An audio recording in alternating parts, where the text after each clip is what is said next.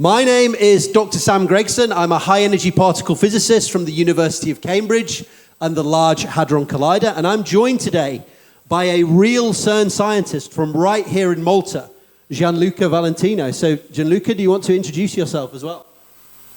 Thanks so much, Sam, for the introduction. So I'm a professor at the University of Malta.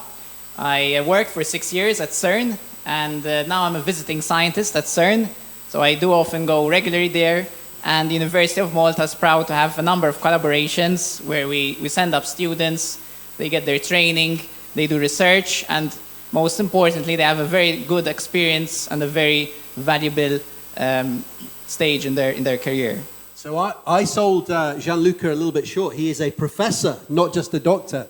And today, in a series of games and activities, you are going to get to compete against a real CERN scientist from the Large Hadron Collider and maybe beat him in a bunch of games. Do you think you can do that? Yes! Okay, Gianluca, you can sit down, but I'm going to bring you back very, very, very, very quickly.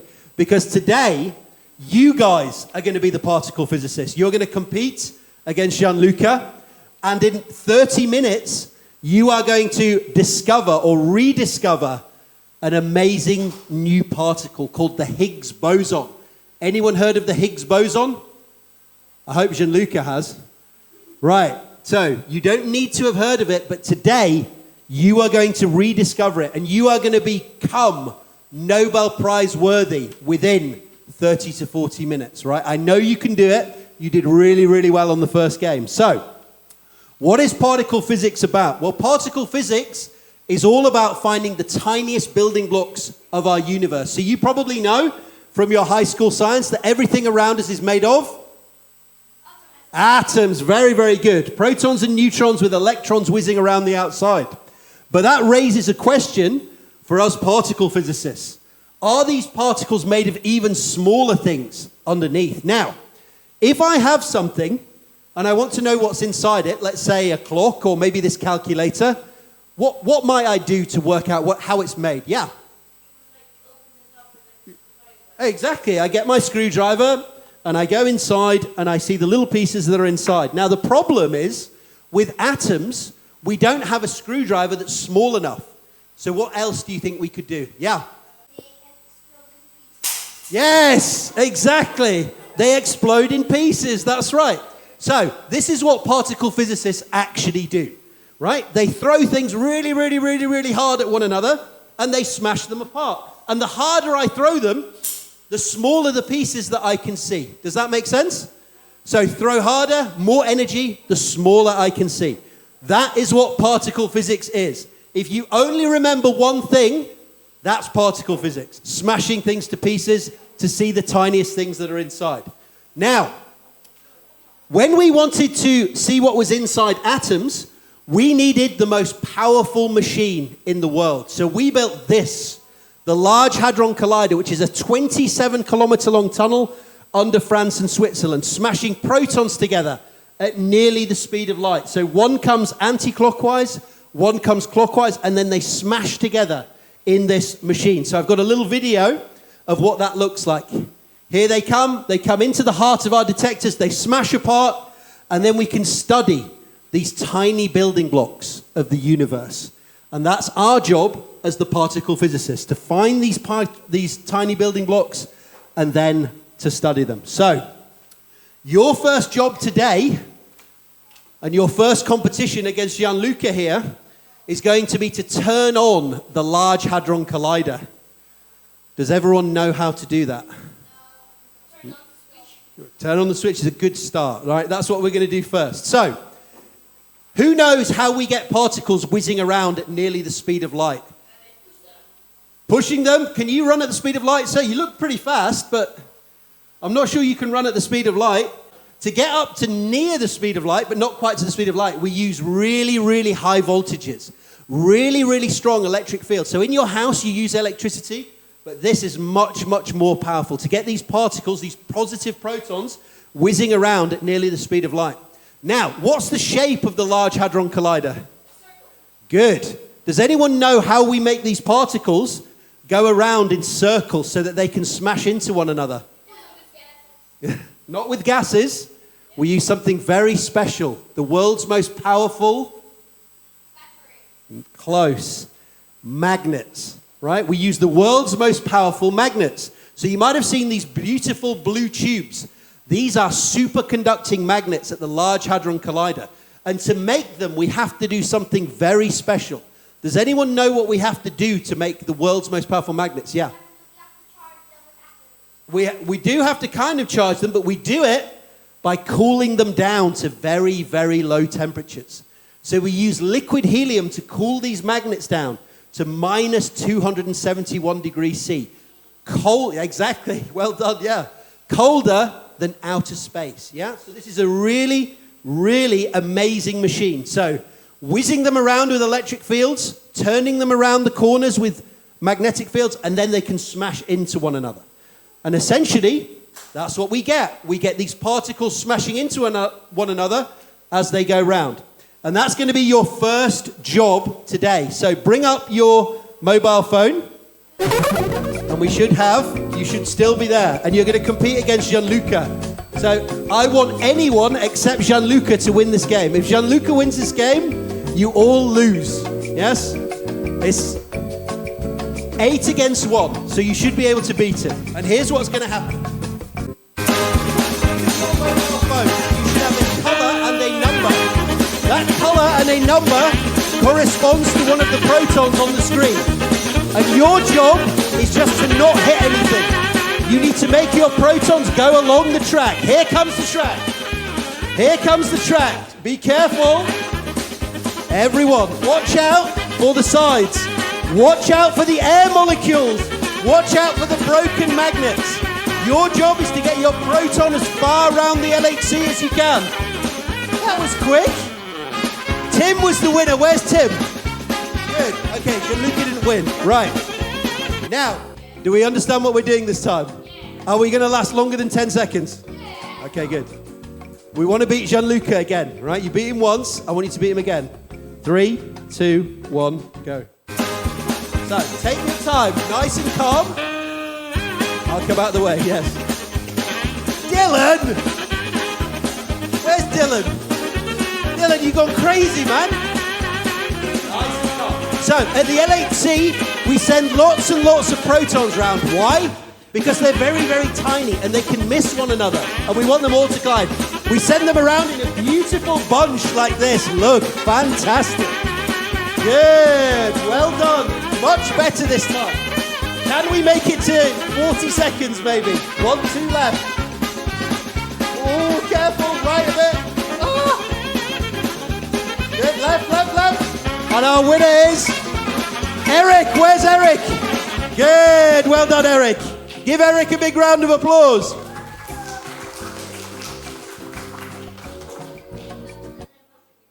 Gianluca, what happened? Can you tell us? Tell us what happened. Well, so those are particles moving through the LHC, and whenever you hit one of the edges, the particle is lost. So you get some energy deposition, so the particle just disappears because it breaks up into other products. Exactly. So we send lots and lots of protons around in a big old bunch, and that's what you did, because we lose some. Some of them just go past one another, but we want to get a number of collisions. And you did that, and you beat the professional. So give yourselves a big round of applause. First game passed. So, first game, very, very, very, very good. So, we've got those particles whizzing around at nearly the speed of light. And now I can tell you a little bit more about particle physics. Now, like I said, particle physics is about finding the tiniest Lego building blocks of our universe. And we now know from lots of atom smashing over kind of 50, 60 years that atoms are not the tiniest things. Atoms are made of protons and neutrons, and those protons and neutrons are made of even smaller things called quarks. So you might not have heard of quarks, but quarks and electrons are actually the smallest units of all these solid things. So me and you, we're really made up of quarks and electrons. And over 50 or 60 years, we've discovered that the universe isn't actually made of lots of different things. There's really not many building blocks of the universe. The universe was quite kind. We say it was quite economical. There's 3 different types. There's the quarks, which make up protons and neutrons, so they make up us. There's the leptons, like the electron and its heavier cousin, or you might have heard of neutrinos. And there are the bosons, and the bosons are the things that carry force between different objects. So, for the younger ones, if I put two magnets close together, what can they do if I put two magnets close? Yeah. They can repel or attract. Brilliant.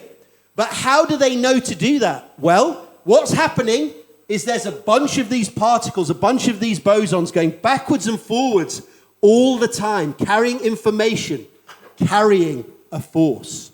So using that idea of particles, we can explain an awful lot, from the very, very small up to the largest and most awe-inspiring. But in the 1960s, there was a very, very big problem. And that was that people realized that some of the building blocks of our universe have no mass and no weight. So a particle of light, a photon, I can't catch it, I can't weigh it. Why does it have no mass, no weight? And yet some of the other building blocks of our universe, the ones that make up you and me, for example, they do have mass and they do have weight. Why is there such a difference? Yeah. So the answer lies in this guy called the Higgs boson. So your job today is going to be to rediscover this Higgs boson, because without it, our entire understanding of the smallest elements of our universe completely falls apart. You have to find it, or we're left in the dark as physicists. So, over the next kind of 20 minutes or so, you are going to go through all the steps of the scientific method to discover this particle. And you're going to do it with a series of challenges and games. So, first step of the scientific method is hypothesis making. I'm going to give you an idea, the idea that scientists came up with, for where mass comes from. Now, does anyone think it's not really important to understand where mass comes from? Anyone not really worried about it? Anyone think it's not really an important question? Come on. Yes, good. Right. Do you still think mass isn't important? Do you still think mass isn't important? Do you still think mass isn't important? Thank you. Good. Okay, mass is important. Good. Right. It's good to change minds, yes? So mass is very important. If I don't know where mass is coming from, yes, I can get myself in trouble very, very quickly. So mass is very... Yes, go on, you can throw. Good. So mass is very, very important, yeah? We need to understand where it comes from. And we didn't know until three brilliant theoretical physicists and some others, including Peter Higgs, Francois Englert, and Robert Brout, came up with an idea, a hypothesis for where mass comes from. They said that maybe there's an invisible field which exists everywhere in the universe. Who's seen Star Wars? Good. What invisible field is there everywhere in the universe? They tell us, but we never see it, we never touch it, we never taste it. Yeah. The dark side is part of it. Okay, good. Yeah? The force, that's right. So, they basically said that maybe there's a kind of force field in the background of the universe. And when particles go through this force field, it kind of slows them down, like you said, and it appears to give them mass. It's kind of like a treacle or a syrup that slows these particles down. So, I'm going to need 4 volunteers. One of them is Gianluca, because he has to do it, and he can't say no. So I need 3 more volunteers to come and help me show how different particles get their different amounts of mass. You're going to die if I don't ask you, so yes. Yes. You two, come on, because I said you could have a go. Gianluca as well, come on. So, should I make Gianluca run around, or should I make him do something else? Make him run around. Should we make him run around? Okay, we're going to make Gianluca run around. So, Gianluca and our 2 friends here. Your names are? Olivia and? Olivia, Thomas, and Gianluca are going to be photons. They are particles of light. Now, here is the Higgs field in the background of the universe. Photons don't have any mass. Why do they have no mass? Because they don't interact with this field at all. So my photons are free to run around anywhere in this room they want to go. But there's one rule. You know what the rule is, don't you? What's the rule? What speed do you have to be moving at? You always have to be moving at the speed of light. Go! Photons! Thank you. Photons, off you go. Good. Don't stop. Don't stop. Good photons. Good. Because they don't interact with this field, they have no mass. They move around at the speed of light. Our next friend, whose name is? Marco. Good. Keep going. Well done. Marco is a particle that has a little bit of mass because he interacts a little bit with the Higgs field. Run, please. Marco, run. That way. Don't stop. Good lad. So, he appears to have a little bit of mass because he's slowed down by this. He's definitely slowed down by the Higgs field. Good. And on the other side, our friend, your name, sir? Eric. Again. Good. Run this way, please. Eric, run the other way. No, the other way. Eric, the other way. That way. Run that way. Come on, photons. Good. So, Eric is a heavier particle, like a top quark. He interacts very strongly with the Higgs field. And therefore, he appears to have a lot of mass. So everyone run.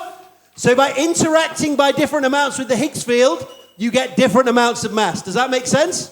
Or should I make Gianluca run around some more? No, that makes sense. Okay, good. You guys can stop. Well done. Give everyone a big round of applause. Well done. You can go sit down. Well done. Good. Thank you, Gianluca. And I'm sorry. Good. We can have this hypothesis, this idea for where mass comes from. By interacting by different amounts with the field, these particles get different amounts of mass. The photon doesn't interact, so it gets no mass. An electron interacts a little bit, so it gets a little bit of mass. And a heavier particle, like a top quark or something, interacts a lot. It's slowed down a lot. It seems to get a lot of mass. So, this was the hypothesis in the 1960s for how particles got their mass. Everybody happy with it? Is everybody happy that the Force from Star Wars exists? We don't have any problem with that? No, not in that sense. You're okay with this? Or is anyone even slightly skeptical? I'm slightly tired. You're slightly tired? That's close enough to skeptical, I guess. Okay? So scientists... Yeah, good. So the dark side exists as well at the same time, right?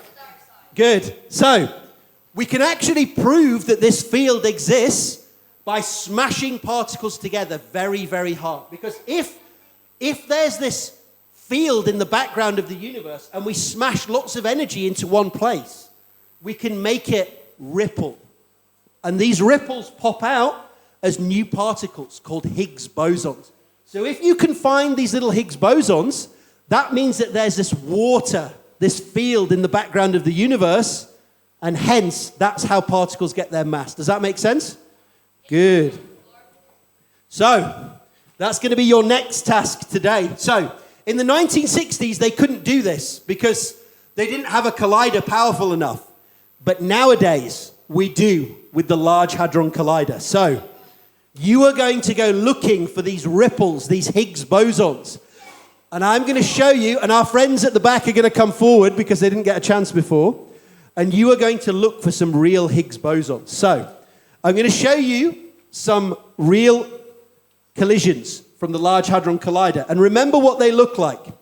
We produce Higgs bosons by smashing particles together. And when we smash them together, we produce all of these building blocks of the universe. And only now and again, very, very infrequently, is a Higgs boson hiding inside all of that mess. So we have to filter it all out and find a Higgs boson in all of this rubbish. Now, how do we do that? Well, we know from theory that Higgs bosons, they don't hang around very long. So when we smash particles together, we should see them in the middle of our detector. And we should see all of the particles that they fall apart into, these beautiful red and green tracks. We should see them all pointing back to one place in space, right? And we know what kind of particles a Higgs boson likes to fall apart into. Sometimes it likes to fall apart into electrons and muons. That's what we look for as the end state. So we look for these particles in our huge detectors at CERN, like Atlas here, a massive detector, which is basically like a silicon digital camera. Looks for these particles and tries to find these signals where all of these particles are all coming from the same point in space. So, I'm going to need some more volunteers again. Good. Look, this is so much easier when they all jump like this. This is good. Shall I just leave the parents? Shall I leave them to get tired? Is this a good thing? Okay. Gianluca has to come because he doesn't have a choice. Good. Thank you, Gianluca. Everyone else with their hands up, come to the front, please. Give them a big round of applause. This is why this show works really good with adults and with kids. The adults, they can just sit and watch the science, and then you send the kids. Yeah, this is good. I understand, don't worry. It's all good. Right. So, here's what you guys are going to do. I am going to show you some real collisions from the Large Hadron Collider. So if you guys make a cue coming this way. So, you're going to look for anything that has a green track in it. So, what do I mean by that? I click. Can you see a green one? No greens. Green? Good. Green, good. Red, only red, bad. Right, so you click the good ones and you don't click the bad ones. Does that make sense? So, you are going to be looking for, let's have a look, see if I can make it a little bit harder. You are going to be looking for at least 2 greens. There must be 2 greens there. There can be more stuff, but at least 2 greens. Does that make sense? Yeah. So more than 2. Well, 2 or more. Wrong. If there's 1 green, wrong. Right? So you come forward. All you have to do is click the left mouse button and then run away. Make sense? Go to the back. Now, one more rule. When you click the button, you must be wearing the hat. So Gianluca is going to start. So you come forward, you click the mouse button on the left button, and then you pass it to the next person, you go to the back. So can you move sort of round a little bit? Let's start one by one. We're going to start one by one. So move over there, get in a nice line. That's it. Right. And then Gianluca is going to pass it to the next person. You come and we go. Make sense? You got 1 minute to collect as many as you can, and I want you to get at least 20% correct. Right? Now, there's one more problem. If you are too slow, or you make a mistake, Good luck. yes, there's going to be some consequences. But there is a computer on the stage. This is a problem. But science is all about working together. So if they make a mistake, you get wet. Hooray! They make a mistake. Mistakes possible, guys. Everybody make lots of mistakes. Gianluca, come forward, please. Just keep pressing the buttons no matter what. Don't do it wrong on purpose. That's cheating. Come on. Go. Yeah, click the left. Good. Good. Pass. Go. Go, Gianluca. Pass the hat to the next person. Good. We want 2 greens. Watch the 2 greens. Yeah. Good. Go. Don't click the right last one. Click the left. Click the left one again. Click it twice. Click it twice this time. Good. That's okay. You didn't click it twice. So good. 2. No. Wrong. Good. Yeah. Come on. You did that on purpose, didn't you? Yeah. I'm going to get you afterwards. Good. 2 greens. Let's go. Hat. Leaking a little bit. 2 greens. No. That's wrong, please. 2 greens, please. Good. Next, go. Let's go. Next. Don't be shy. Don't be shy. 2 greens. Wait. Good. Next. Let's go. So the LHC, they do this 40 million times every second. This is 1 time per second, and the LHC 40 million times. So the computer just says yes, no, yes, no. This looks like a Higgs. This doesn't look like a Higgs. But we're not a Did they make computer. mistake? Did I miss? Why did you tell me? Yeah, well done. Give them a big round of applause.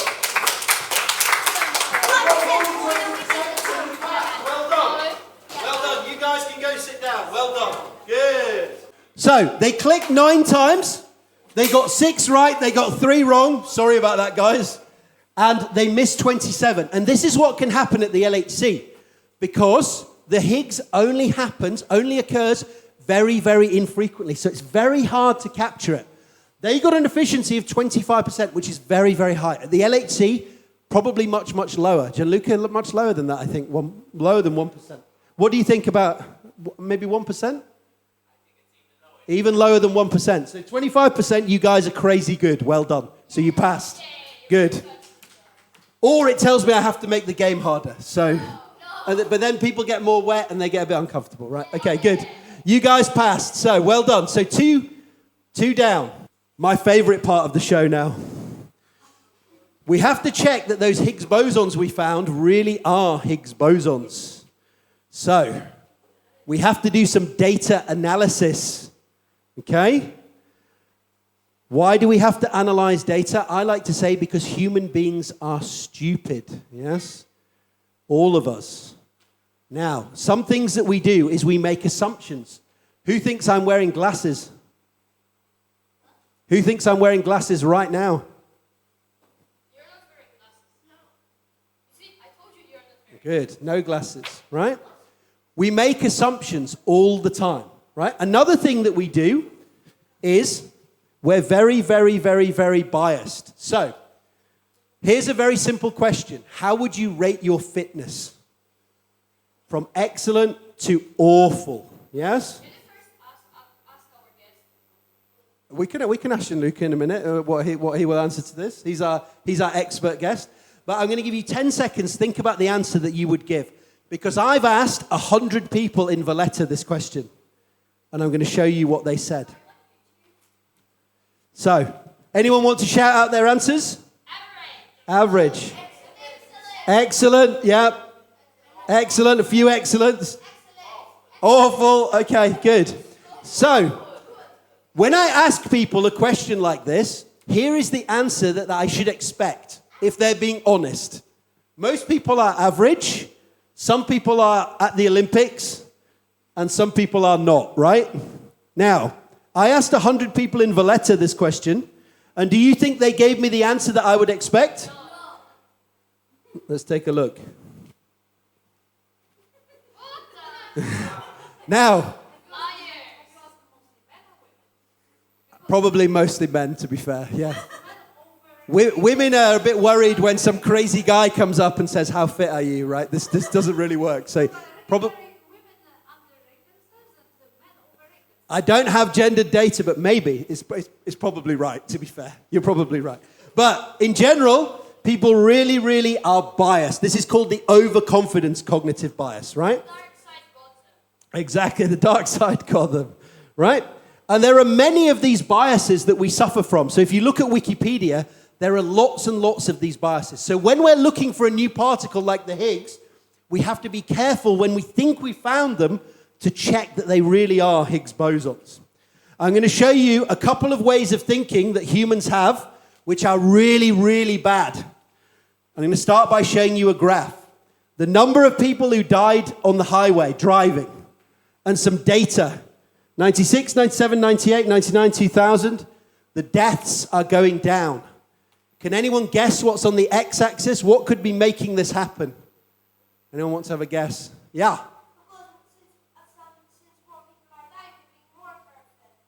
Okay, so people are getting more careful because they're scared of seeing car crashes. Yeah.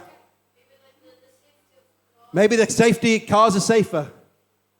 Yeah, so maybe the people are already dead. Maybe. Yes? It's possible. Speed cameras, yeah. Speed cameras, people behaving better. I don't think that's true seeing people driving, but yeah, last one. Yeah, maybe people drive slower. There's stricter speed limits. No. No. This is the number of US highway deaths against the number of fresh lemons imported to the USA from Mexico. Who thinks this is how we should make a car? It's perfect. Okay. Okay, pink lemon, maybe. So, why did I show you this? To make one point. Just because two things look related, it doesn't mean that one makes the other happen, right? Correlation is not causation. So when you see all those ticks in our little game, maybe they're not Higgs bosons. Maybe they just look like Higgs bosons. We have to be careful, right? What does it mean if it's R squared equals... It just means how good the line is, to how close to the points. That's what it means. It's a maths thing. This is the worst way of thinking that humans have. But you have to be loud and you have to be fast. Can you be loud? Spell this word. Spell it. One more time. One more time. Spell this word. One more time. One last time. What do cows drink? Good. Good. Do cows really drink milk, or did the dark side get you again? Yes? What do cows drink? Nothing. Cows drink nothing. Water. Well done. That's how you get out of it. Who said that? Well done. That's the star prize. You could have got out of it by saying baby cows drink milk. It's the whole reason they produce it. That's right. Well done. That's true. But mostly they drink water. At least adult cows mostly drink water. Why did you say milk? Well, you showed me the word. Because I showed you, because I made your brain do it, right? This is called confirmation bias. We make an expectation and then we see it in the data. So if I think I'm going to find Higgs bosons and I look in my data and it looks like a Higgs boson, I'm always going to see it. So this is going to be your final game today, right? That's how politics work. Yes. These biases, this is every day on Facebook or Twitter, yes? Biases everywhere, right? So, and politics, yes. So, how do we check that these really are Higgs bosons? Well, say? We can ask them. Unfortunately not. And they lie all the time, right? So, there's a couple of ways. Well, we can check that all of these particles really do come from the same point. So we can zoom in closer and closer and closer and closer and closer and check that they really do come from the same point in space. And also, if they all come from one particle, when we add up the mass and the energy of these green and red particles that you found, they should all add up to the same number. Because if there really is a new particle there, it should have a particular mass. And therefore, we should keep seeing the same number for its mass all the time. Does that make sense? If I add them all up again, right? So we can make these beautiful plots that add up all of those energies and masses.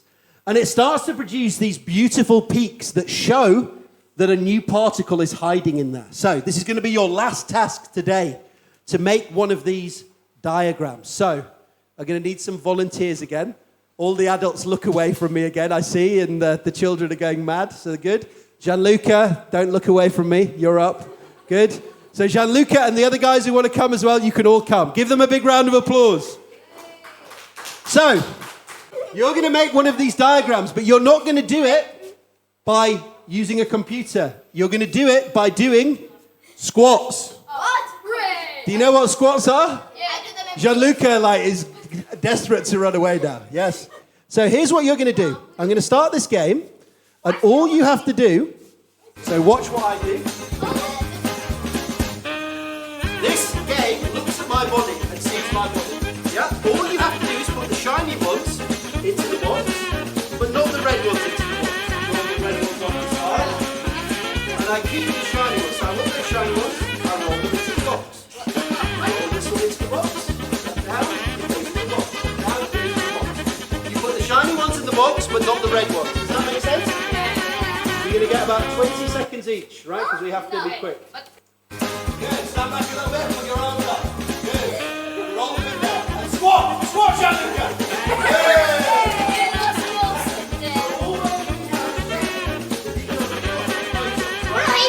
Roll them in there. Good, Gianluca. Good. Down.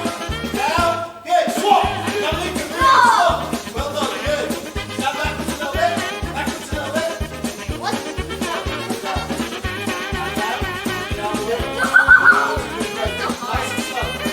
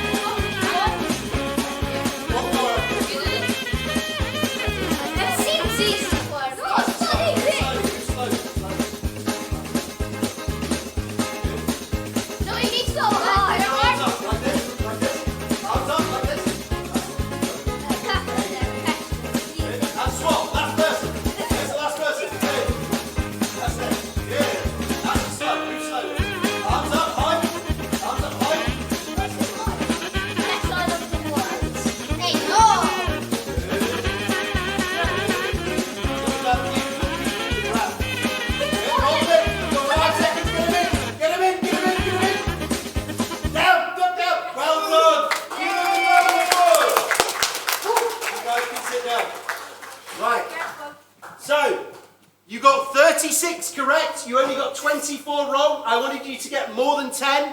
You can see that this beautiful bump starts to appear because all of these particles are adding up to the very same mass. So, having performed so well today and having beaten Gianluca so comprehensively, you can say today that you rediscovered the Higgs boson for yourselves.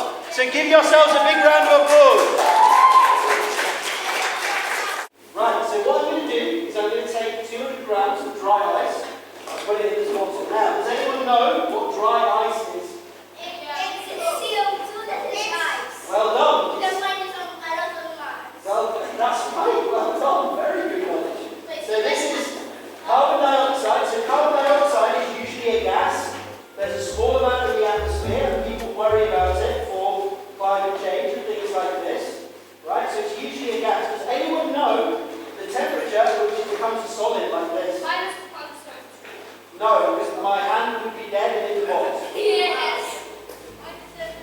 Minus 70 is a very good guess. It's very close to that. About minus 70. Minus 65. Minus 70 is good. Minus 80. Between minus 70 and minus 80. So I'm going to put about 200 grams in this bottle. Very good.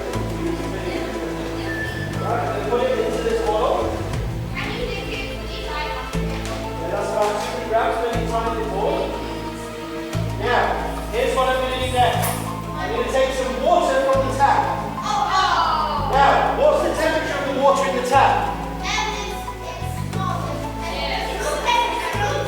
Which is? About 20, yeah? So, I'm going to put it in the bottle with the dry ice. The dry ice is going to turn into a gas. What takes up more space, a gas or a solid? Okay, what happens if I put the lid on very tight? Yes. So, this will be very, very loud. If you don't like loud noises, you should leave now. Last chance. Like a bomb going off, because that's what it is.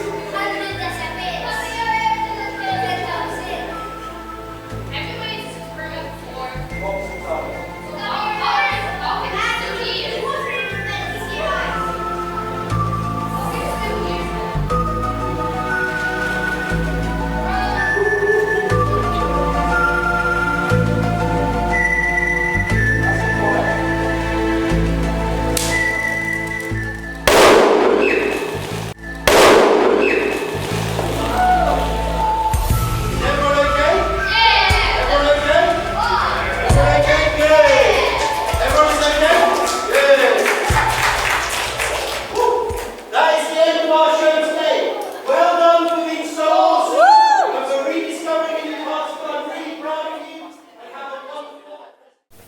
Thank you, Sam, for this amazing performance. Wasn't it a blast? Adding to today's adventure, we were curious to ask Sam how to become a fun scientist like Sam himself. See the answers to this and much more in an upcoming interview with Sam himself. I saw in the science communication space was there were a lot of shows that taught people about science, about different aspects of science, but there weren't a lot of shows that made people actually do the science for themselves. So in Hunting the Higgs, we teach people about particle physics, but then they actually do every step of the scientific method to discover a particle for themselves. So they make a hypothesis, they collect data, they analyze the data, and then we do peer review at the end where they get to throw things at me as well. So they actually get to go through all the steps of the scientific method to make a discovery for themselves. And I thought that was very valuable. So rather than them just sitting there and learning about cool science, which is great, they actually get to do it themselves and they learn that process, and then they can learn to apply that process in their everyday lives and hopefully be on the lookout for when somebody is trying to trick them or lead them in the wrong way. So wanting to teach the scientific method as well as just science was really the major goal behind the show. Is to make it relatable. So I see when I explain science to people, if I don't make it relatable to their everyday lives, their eyes can start to glaze over a little bit. So I like to link, for example, the magnets at the Large Hadron Collider to MRI machines or fridge magnets on people's, fridges. So things that they can relate to in their everyday lives. I think it's important to relate things down. So, for example, CERN produced the World Wide Web. Everybody uses the World Wide Web nowadays in pretty much everything we do. So you can make those links between high-level research in particle physics and things that people see in their everyday lives. And I think that brings it more to life for people when you do that. And the second thing, I think, is just to make people feel like they had fun and also achieved something. I think it's fun when people feel like they've got smarter or they've learned a new skill from coming to the show. So at the end, I try to make it clear to them that they went through all the steps of the scientific method. They made an achievement for themselves. They solved lots of problems for themselves. And that's something that they can continue doing if they just apply those steps in their everyday lives. So I like to think that I make things relatable for them, which makes it fun. And also that they feel they've kind of upgraded, they've powered up when they've finished the show because they've learned a new method that they can apply on an ongoing basis. And I think that's what makes something fun. If you feel like it was worthwhile going and you've become, you've learned something new and it was relatable to your everyday life.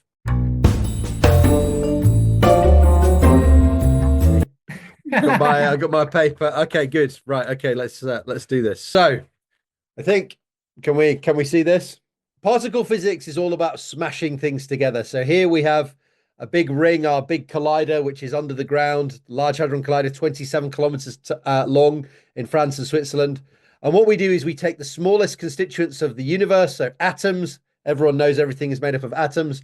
And we smash them together as hard as we can to make the biggest explosions that we can, represented by this bang and the mushroom cloud here.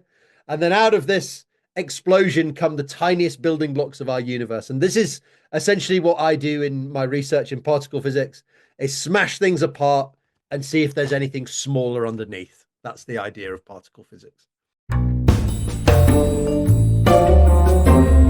So I think it's a very similar answer to kind of what we said before. I think making things very relatable.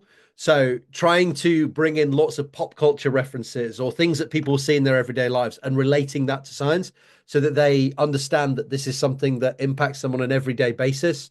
And also offering them that ability to learn a new skill when they come. So they play the games, but they also realize that they learned a new skill. They went through all the steps of the scientific method, and now that's something they can apply to do better and solve more problems in their everyday life. So I like to kind of empower the audience, show them that they can do it, and therefore that they have a place in science if they want it. Works for everyone. With the show, I'm very, very careful when I pick people to come and do the games. For example, we try and get a diverse group of people up to do it, because sometimes there's people who are very noisy in the audience. They want to come and do every single game, and I try to make sure that we get as many people up as possible to do it. Girls and boys, people of different ethnic groups as well. Anyone who's in the audience, basically, to get up and have a nice diverse group. Because one of the ideas of the show is to show everyone that anyone can do these steps of the scientific method and anyone can get involved in science. So I think that is the first one. We try to be as diverse and inclusive as we can with all of the games, because anyone can learn these skills. I guess I'd have to pick some of the stuff in the background here. So when I finished researching, I got into a hell of a lot of scientific outreach, and that's what I do now. So I like to bring silly jokes, silly science memes into my presentations. So I'm currently in my kind of YouTube set. Everyone has to have their little set with all their, I can probably pan around a little bit, show you all the lights and the cameras and things that are going on in the background that you can't quite see. All about trying to suggest that I'm bringing you science, but in a more fun, more accessible, slightly different way.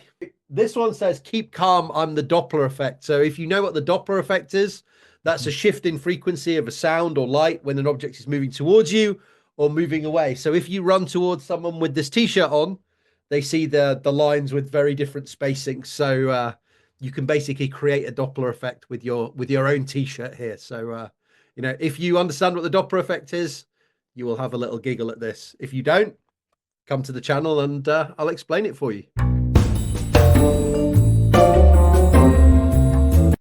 What I want you to take away from hunting the Higgs is that anyone can do science. Anyone can go through those steps of the scientific method and make a new discovery for themselves. Science is everywhere in our everyday lives, solving lots and lots of problems. And if you can master going through those steps, making hypotheses, collecting data, analyzing data, then you'll be much better set to tackle the travails of life. Check out our social media channels to not miss any exciting updates and Cause of Science in the City 2025. We always have options for you to get involved. J.E.D.I Station is out.